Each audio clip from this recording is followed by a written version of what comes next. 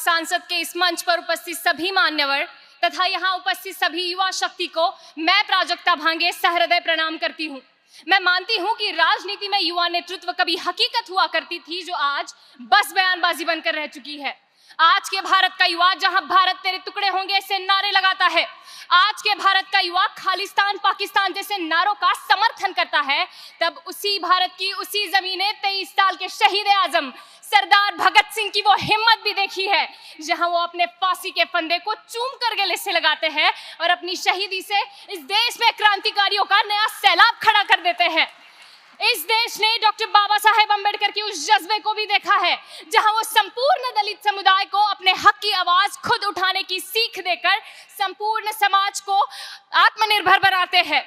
इसी भारत की इसी जमीने आयरन लेडी इंदिरा गांधी के उस हौसले को भी देखा है, जिनके व्यक्तित्व की नींव ही क्रांतिकारियों ने रखी थी, जिन्होंने आत्मनिर्भर भारत की पहली सीढ़ी चढ़ने के लिए इस भारत को प्रेरणा दी थी। इतिहास के ऐसे कितने भी पन्ने पलट दिए जाए तो हर एक पन्ने पर एक नया युवा नेतृत्व कौशल्य दिखाई देता है, जिसने भारतीय राजनीति को और भारतीय राजनीति की तरफ देखने वाले हर एक नजरिए को संपूर्णतः बदल कर रख दिया।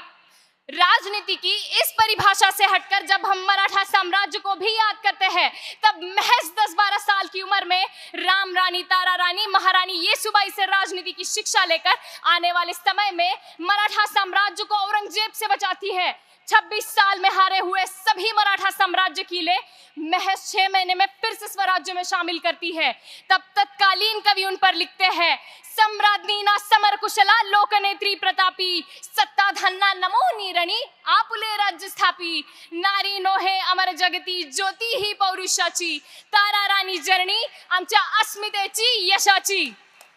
उनका ये जज्बा और कम उम्र का नेतृत्व कौशल्य देखकर मैं ये सोचने पर विवश हो जाती हूँ कि राजनीति में युवा नेतृत्व एक अत्यंत ही अटल वास्तविकता है। मगर जब तक हमारे देश का युवा दिल्ली की सड़कों को टायर की कालिख से राख करता रहेगा, जब तक हमारे देश का युवा हिंदू मुसलमान के नाम पर जल रही कट्टरता की आग में झुलसता रहेगा, जब तक हमारे देश का युवा खालिस्तान पाकिस्तान ऐसे नारों का समर्थन करता रहेगा, जब तक हमारे देश का युवा शिक्षा को महत्व देने की बजाय बुर्खा पहनकर आने या ना आने पर भगवे और बुरखे में लड़ाइयां करवाता रहेगा, जब तक शरेआम निर्भया की इज्जत उजड़ जाने पर हमारे देश का युवा हाथों में मोमबत्तियां लेकर सड़कों पर उतरता रहेगा, जब तक हमारे देश का युवा 4 इंच की स्क्रीन पर मणिपुर की सड़कों पर शरेआम उजड़ रही देश की बेटी की इज्जत का चलचित्र बनाकर उसे वायरल करने की फिराक में रहेगा, तब तक युवा नेतृत्व की बात मुझे बस बयानबाजी लगती है।